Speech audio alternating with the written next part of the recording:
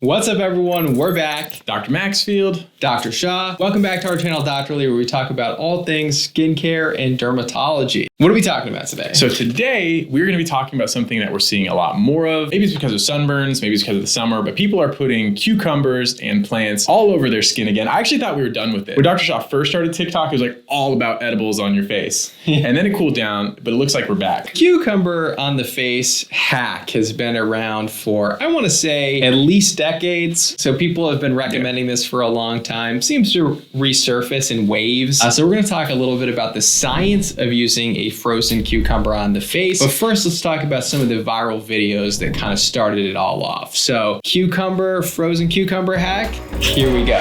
Here we go. All right. Let's roll the clip. Saw this girl on TikTok icing her face with a cucumber. It's really freaking cold. Okay guys, I got the cucumber, now let's freeze it. And the cucumbers are ready. Check out the ice. Let's try it out. Oh my god, it's so cold, but this feels amazing. I have some acne here, so this is supposed to be anti-inflammatory as well. It's supposed to be great for dark circles, so I'm gonna do this for a week and I will report back. Okay, what are your thoughts? So this one for me was a blind reaction. So I responded to a cucumber video, but not this cucumber video. Okay. And so it was like kind of fun for me. It's always fun when I experience it firsthand. So I guess we'll talk why could this work? What could cucumbers do? And then maybe what I actually think about them. Okay, so first off, I really like this creator. You guys should go check her out. She makes amazing videos. And I like that she said she's gonna try it for a week before she passed her judgment, which is really important because you'll see a lot of people say, I tried this hack and I saw immediate results. And there are very few hacks that will show you immediate results. There are very few things in the skincare at all which will show you immediate results. Even with procedures, like the actual results typically are gonna be delayed as you recover. So I think it's a great pearl of wisdom. We have two things going on here, right? So we have one, just putting something colder ice on the face, which we've addressed in the past. And then you have the other factor here as whether or not it's a cucumber or is it a zucchini or is it any other thing that you could potentially put on your face that's cold. So first, let's talk about the ice component here, right? So we do know, right, with injuries that if you put ice on something or you put ice on something that's itchy, that does cause vasoconstriction, that does decrease inflammation, that does decrease puffiness. So if you're using ice on the face in the morning or a cold cucumber in the morning, it will have actually immediate benefits on redness and inflammation. I totally agree with that thought. Now, I've seen in other videos, people will say this cool cucumber will sculpt your jawline. And so when we say it's gonna vasoconstrict, it's going to slightly decrease puffiness. It's not gonna restructure your jaw. It's not gonna reshape your face, but it could have some slight benefits for depuffing, especially in areas that respond more quickly, like around the eyes. Temporary benefit. Now let's talk about the harms of putting ice directly on the face versus something that's just really cold. So I think the issue with the frozen cucumber also is that you're basically putting frozen something on your face. This is exactly like holding an ice cube or ice in general to your face. And if you do that for too long of a time, you can actually get a burn. So you can get a cold burn. I don't even know what the proper term is that for a cool thermal burn. You could get fat necrosis from this. So you can actually have your fat die. We see this in kids. We call it popsicle paniculitis. So from putting cold popsicles in their mouth, they can actually get necrosis of the fat or death of the fat in the cheeks. And then in addition to causing inflammation and damage to the fat, like I said, it can actually damage the skin itself. So I'm going to share an anecdote with you. Post-operatively, we advise patients to apply ice directly over their bandage, especially if we're expecting a lot of swelling or significant bruising, so that they can get that vasoconstrictive property. Now, patients have in the past applied the ice directly to their skin. And I have seen first and second hand where that ice will cause a burn on the skin. It causes hyperpigmentation, it causes damage to the skin, and then you're left with a whole secondary problem that you have to deal with. So it's important to note that you don't want to apply ice directly to the skin for a prolonged period of time because it will. Why are we overthinking this right now? Obviously, it's not good to be exposed to really cold temperatures for a long period of time. There's something called frostbite. So, why are we getting all technical? Yeah, you don't want to freeze your skin for extended periods of time because it will die. So, it's not that complicated. Just don't leave it off for that long. That's where people lose sight of this, though, on social social media. Remember that put lemon juice on your cut? It was an old like joke hack someone did. People did it. Like people lose all common sense when it comes to these skin hacks. It's like, oh yeah, of course, duh. I forgot this was like a commonly held belief. So let's not overcomplicate it. Ice can have benefits. Don't overdo it. You could cause damage to the skin. Okay, so the next part of this is actually the cucumber. And this is where a lot of the nuance and technicalities will come into play here. I have my own cucumber opinions. Dr. Shaw might have his own. But what can cucumbers do for your skin?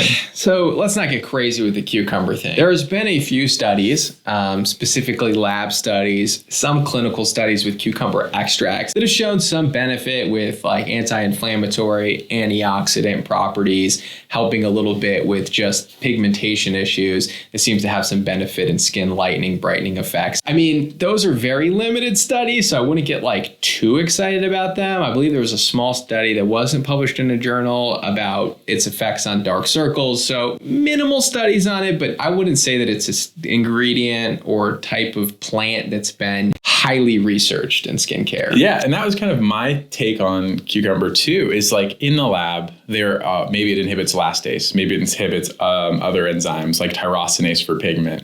And this is like in a cellular level that not only doesn't represent how it interacts with like fully developed skin, but also how it interacts and causes benefits in the whole real world. So this is like a trap I think people are falling into a lot on social media. Yeah. Is we're like living off of abstracts and we're living out of a laboratory and we're like trying to decide, could this work for thousands of people, millions of people across the world? And often that's not true. Like even when we talk about studies in over-the-counter space and a lot of these over-the-counter ingredients, these would never hold up in cardiology literature. This is like the bare minimum for what we consider scientific evidence in medicine. So with cucumber, we're not even there yet. And we can kind of compare that to another plant that I actually really like, and that's aloe vera. Yeah, so aloe vera does have a lot more data on it. So I don't know if we're like, yeah, I mean, it's a better plant for skin. I don't disagree. He doesn't, okay. I don't know if anyone disagrees. Just talk about aloe vera. Okay.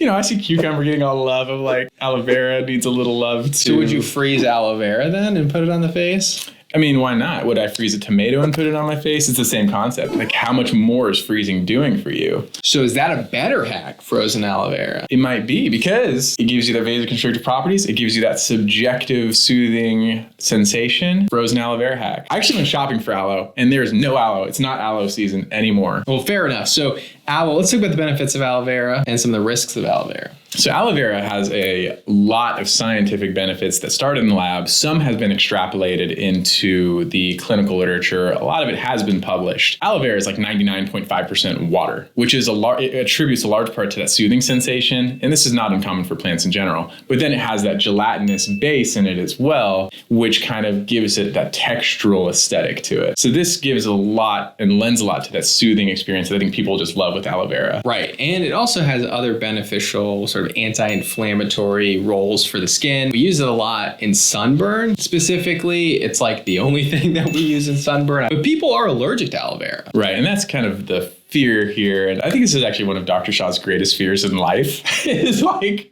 cutaneous allergens.